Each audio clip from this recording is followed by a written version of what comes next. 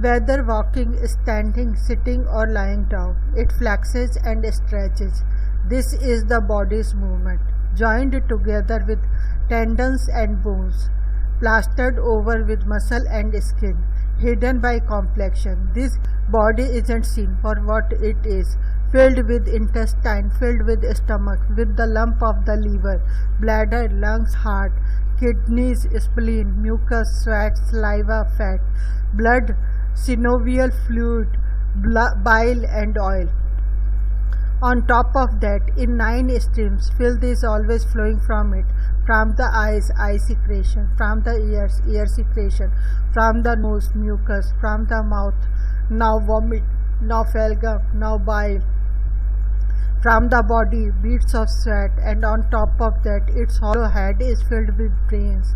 The fool, beset with ignorance, thinks it beautiful, but when it lies dead, swollen, livid, cast away in a charnel ground, even relatives don't care for it. Dogs feed on it, jackal, wolves and worms. Crows and vultures feed on it, along with any other animals there. Having heard the awakened one's words, the discerning monk comprehends, for he sees it for what it is. As this is, so is that. As that, so this. Within and without, he should let desire for the body fade away. With desire and passion faded away, the discerning monk arrives here at the deathless, the calm, the undying state of unbinding.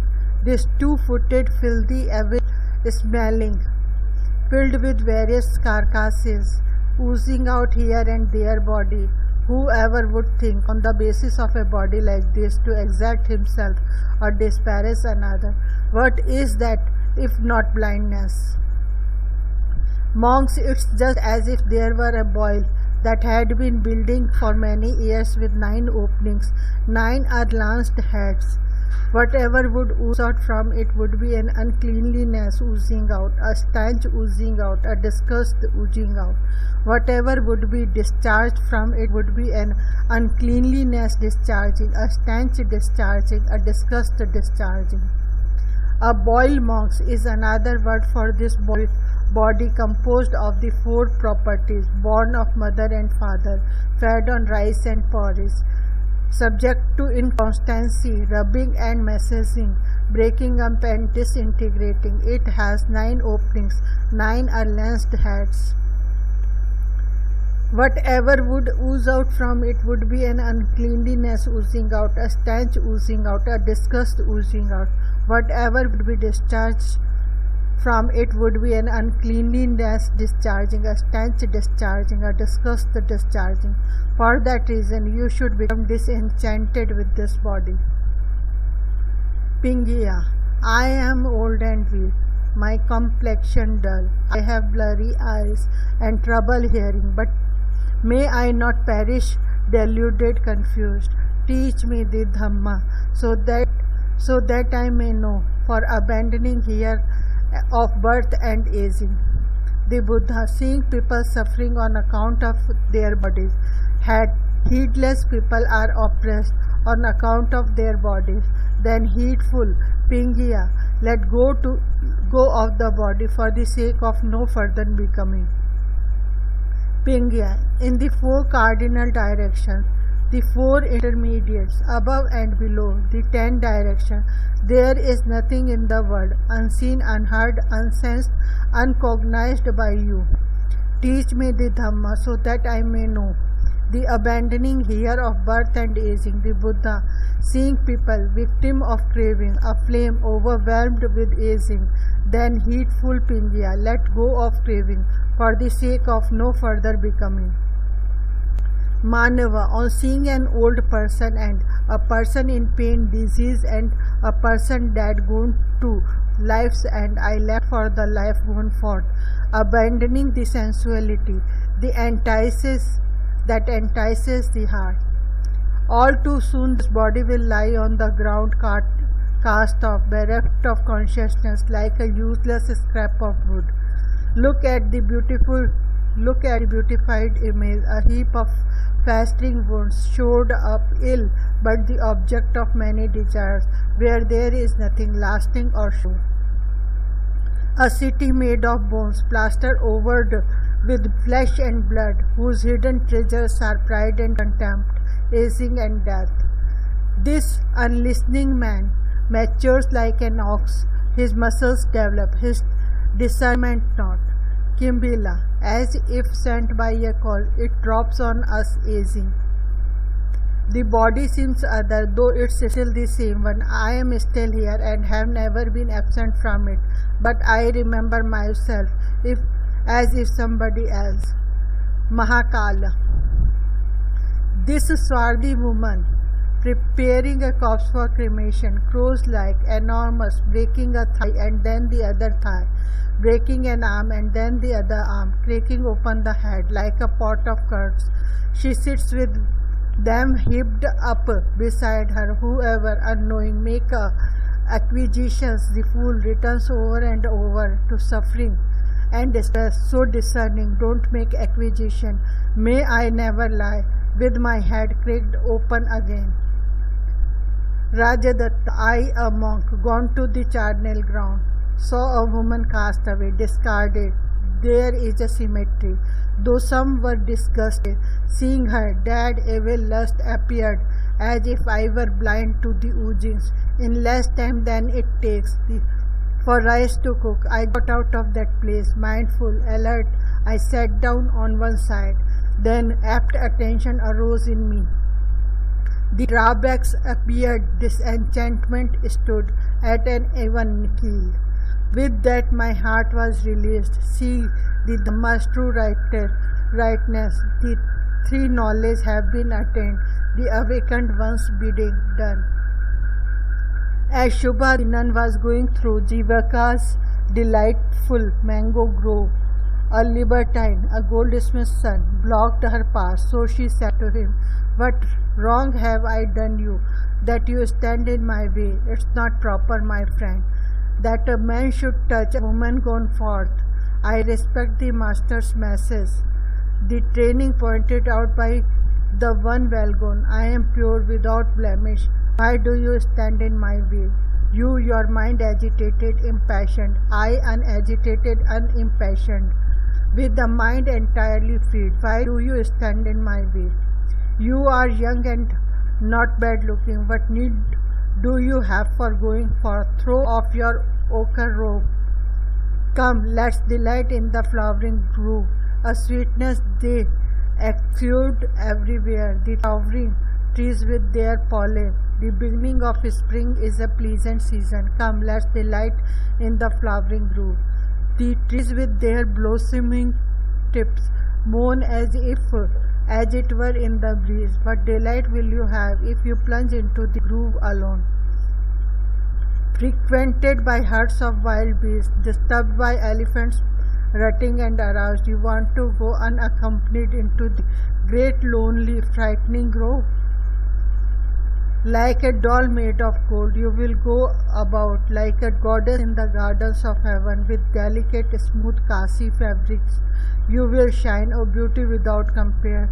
I would gladly do your ever bidding if we were to dwell in the glade. For there is no creature dearer to me, that you own him with the languid regard. If you do as I ask, happy, come live in my house, dwelling in the calm of a palace.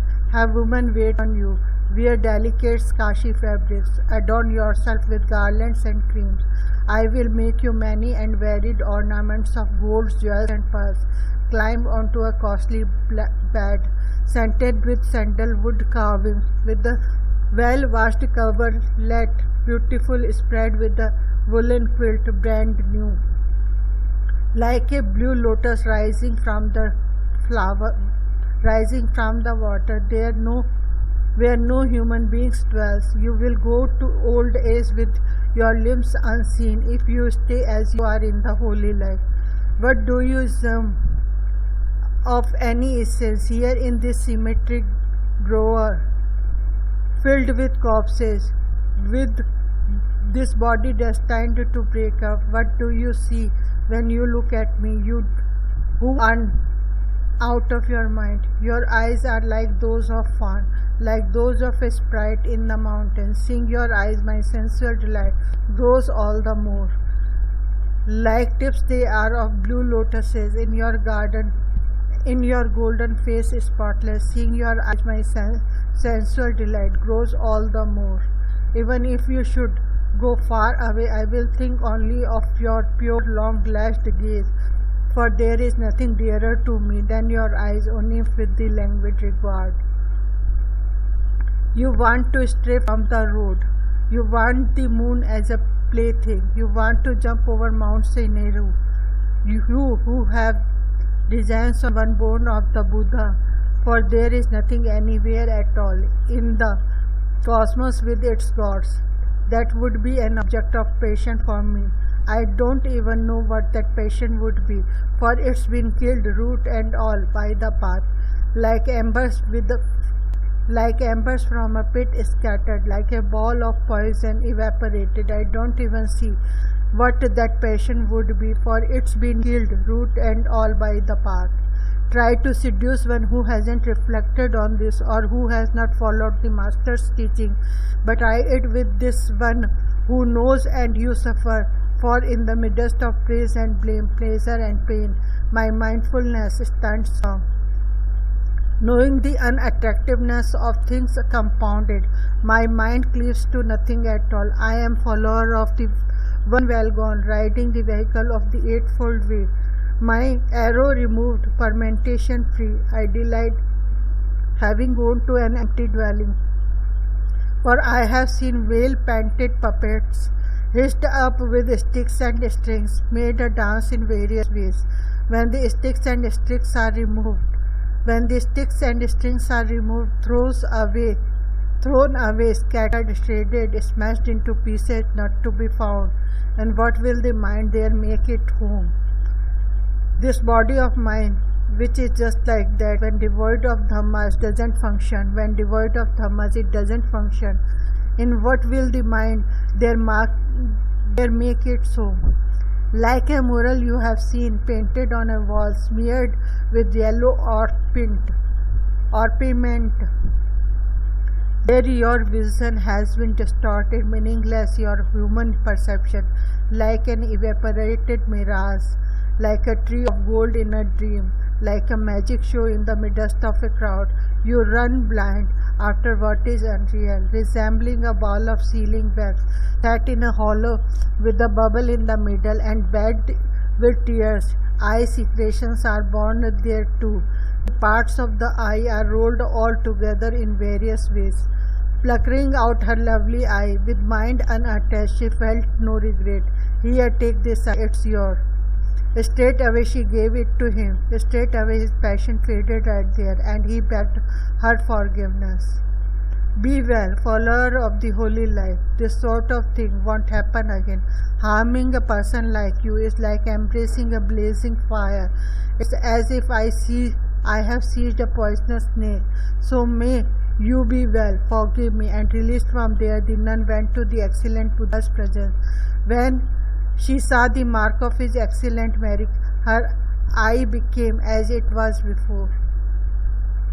Ornamented, finely clothed, garlanded, adorned, her feet stained red with lac. She wore slippers, a courtesan, stepping out of her slippers, her hands raised before me, palm to palm over her heart. She softly, tenderly, in measured words, spoke to me first. You are young, recluse, heed my message. Partake of human sensuality, I will give you luxury. Truly I vow to you, I will tend to you as to a fire. When we are old, both leaning on canes, then we will both become contemplatives, winning the benefits of both worlds. And seeing her before me, a courtesan, ornamented, finely clothed, hands palm to palm over her heart, like a snare of death laid out.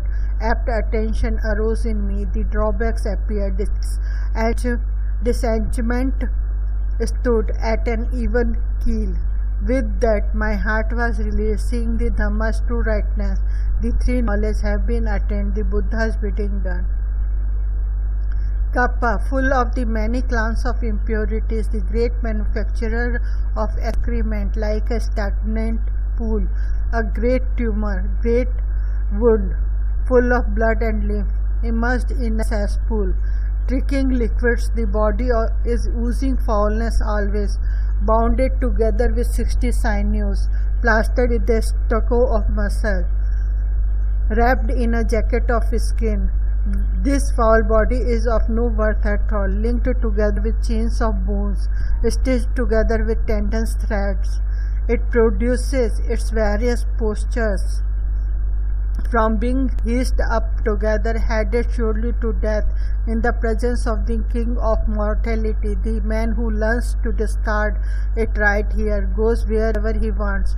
Covered with ignorance, the body is tied down with a fourfold tie, sunk in the floods, caught in the net of obsession, conjoined with 5 hindrances, given over to thought, accompanied with the root of craving, roofed with delusions roofing.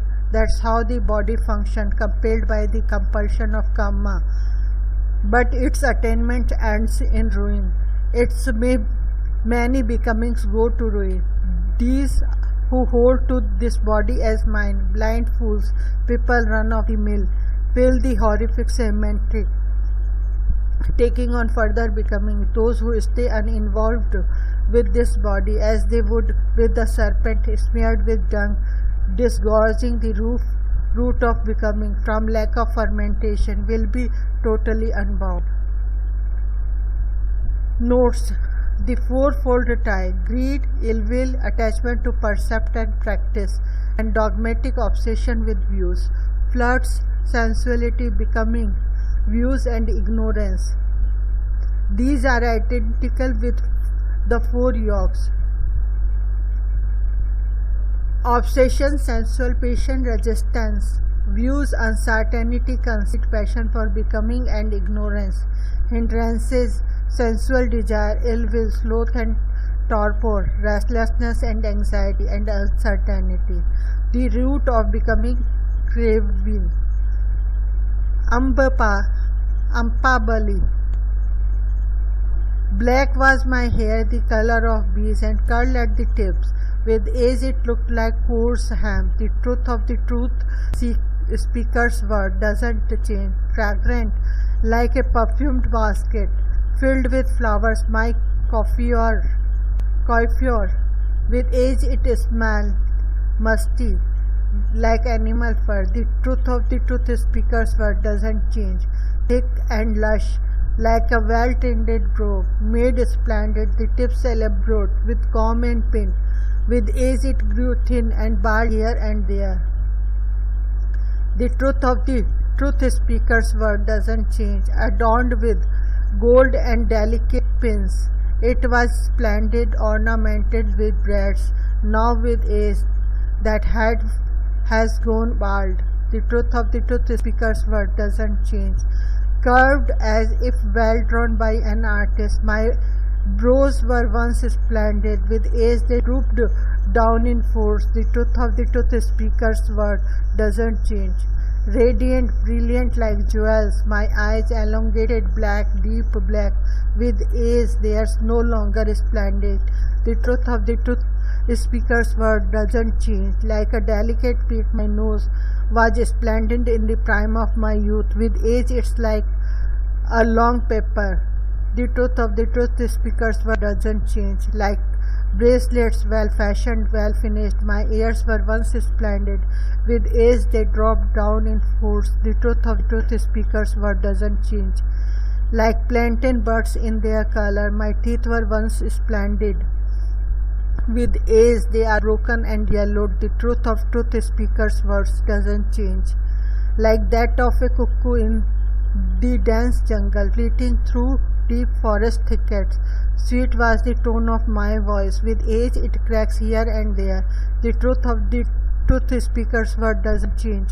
Smooth like a conch shell, well polished, my neck was once splendid. With age it's broken down, bent. The truth of the truth speaker's word doesn't change. Like rounded door bars, both of them. My arms were once splendid, with age they are like dried up patali trees. The truth of the truth speaker's word doesn't change. Adorned with gold and delicate rings, my hands were once splendid, with age they are like onions and tubers. The truth of the truth speaker's words doesn't change.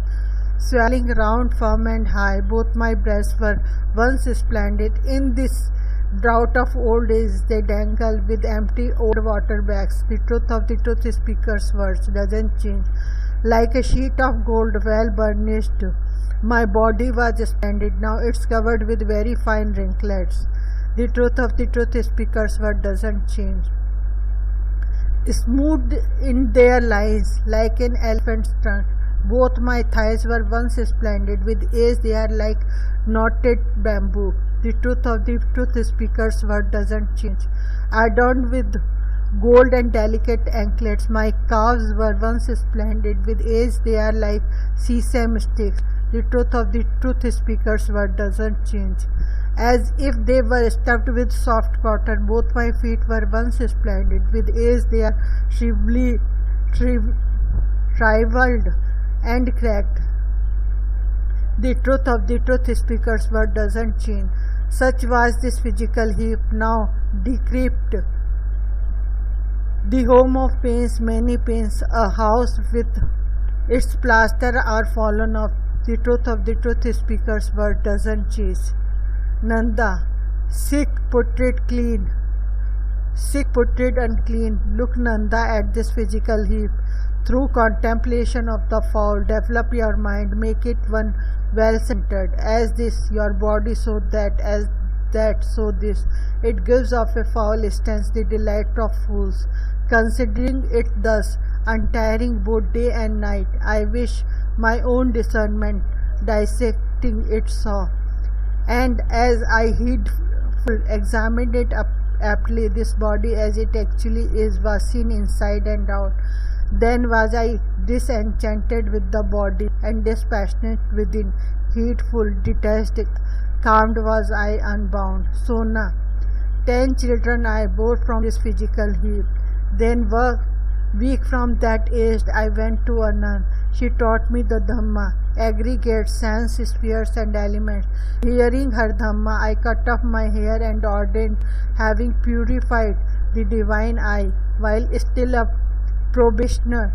I know my previous lives, where I lived in the past. I developed the themeless meditation, well-focused oneness. I gained the liberation of immediacy from lack of cleansing unbound.